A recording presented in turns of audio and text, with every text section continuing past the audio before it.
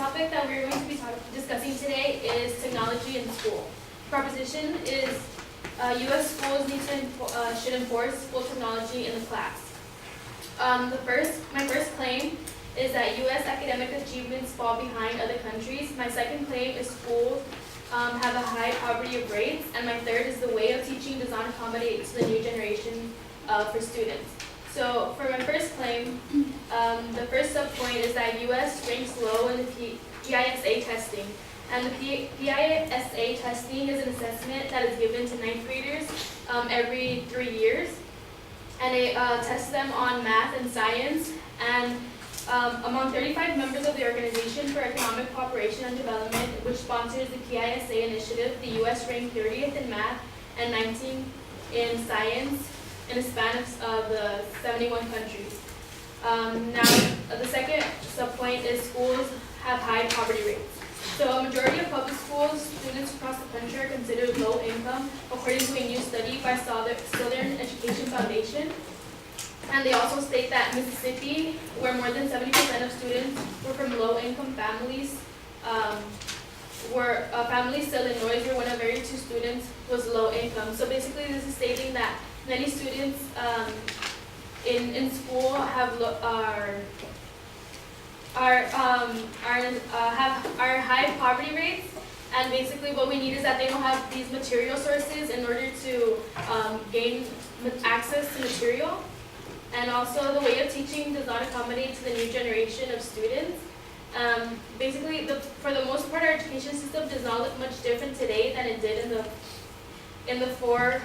1950s. It still runs on an industrial factory model, moving students along in the same age groups in fixed blocks of time. Most students are expected to learn the material in the same way. As we know, many students learn at different paces, or the fact that the materials that are given are very old, and there needs to be new ways in which we can educate these students. And my second claim is that the current U.S. school systems are not using the technology effectively. So for one, teachers are not receiving proper training to educate students through technology. And according to a report from SAM it says nearly 4 in 5, 78% of teachers say they haven't received the training they need to effectively use the technology they're used to in the classrooms, which is why the U.S. has enough technology to provide to students, yet since the teachers don't receive training, students aren't getting the material sources, students' technology that the U.S. is able to give them. And then since students learn at a different pace, teachers aren't able to engage with them one-on-one. Joseph South, the director of the Office of Educational Technology within the U.S. Department of Education, states that technology can help us diagnose those deficiencies much faster and more precisely than a teacher would be able to by herself across a classroom of 30 students. Also, technology allows for students to work collaboratively and communicate with other students without exposing them to this technology.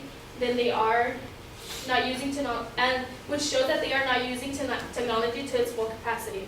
So Wendy Elberg, director of the Education Technology for Pre-K to Grade 12 at the Shipley School in Bryn Mawr, Pennsylvania, states that education technology allows students to share their work and collaborate beyond their school walls. My third claim is that placing full education technology classrooms will increase academic achievements. So it gets students involved in learning through a more familiar way. Coleman Pels, principal of Amelia Earhart Middle School, states that students' interaction with the device was more personal. You could tell students were more engaged. Using the iPad was more normal, more understandable for them.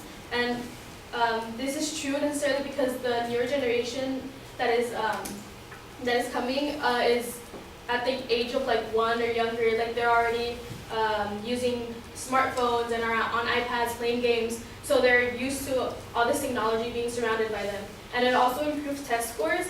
The Northwest Evaluation Association measures of academic progress assessment scores states that Faulkner Elementary students have the highest percentage of 5th graders scoring at above the national average in math compared to other comparable Chicago schools. Also, Technology gives easy access to student materials. There is a textbook publishers Houghton, Mifflin, Hartford performed a pilot study using an iPad text for algebra courses and found that 20% more students scored proficient and advanced. Okay. You still have a minute and a half if you want it. Okay, yes. Easy access, basically the last sub-point is that easy access for students and materials. And there's this report that says that Nick Podolfo, journalist who covers education, stated that the Bronzeville Scholastic Institute 9th graders were working on writing assignments in the school homework lab, whose 24 computers are shared by nearly 1,000 students. So this shows that by giving technology to each student in schools will help them with their schoolwork and won't be fighting for, well not fighting, but won't be limited by the resources that are just given in the school. So with the 24 computers being shared by 1,000 students.